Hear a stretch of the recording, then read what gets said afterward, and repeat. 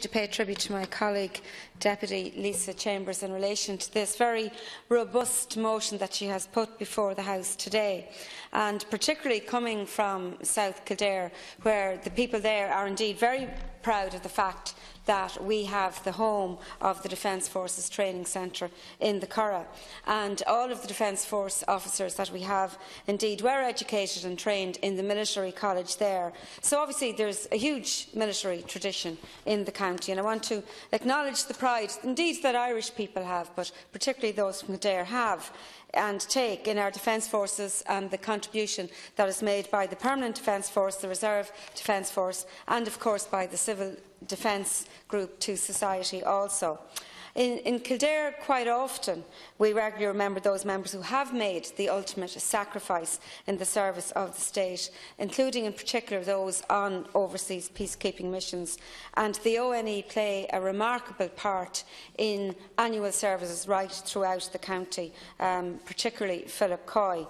And I want to acknowledge also the great work of RACO and PD Fora, and certainly one of the first public meetings that I was ever involved in was back in the very early 1990s with Jim Lucy and with Jim Brady at the inception of that organisation, which continues to do tremendous work on behalf of its members.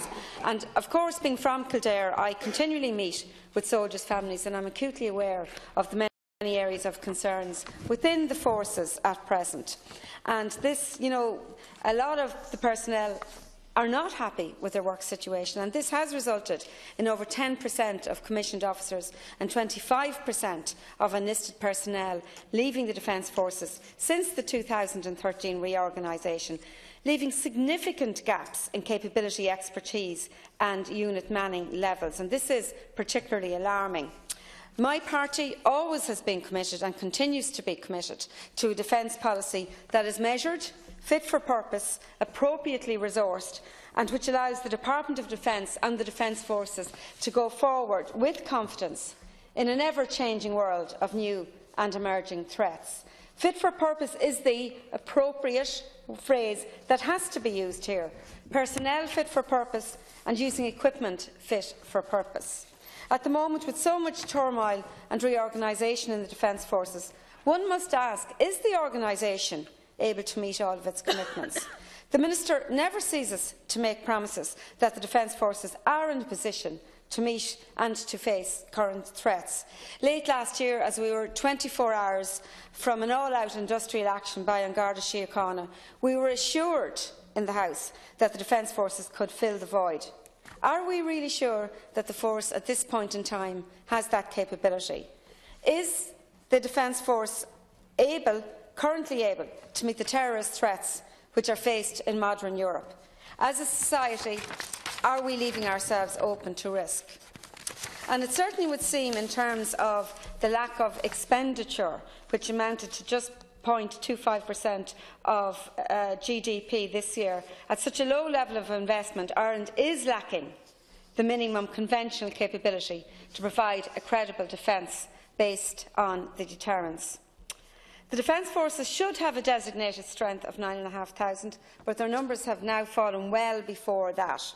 And with 12 to 13% of military personnel in full-time training or education at any one time, which is required in order to prepare for and perform the range of operational tasking assigned to the Defence Forces by government, the numbers have fallen well below what is needed, what is required to carry out operational tasks.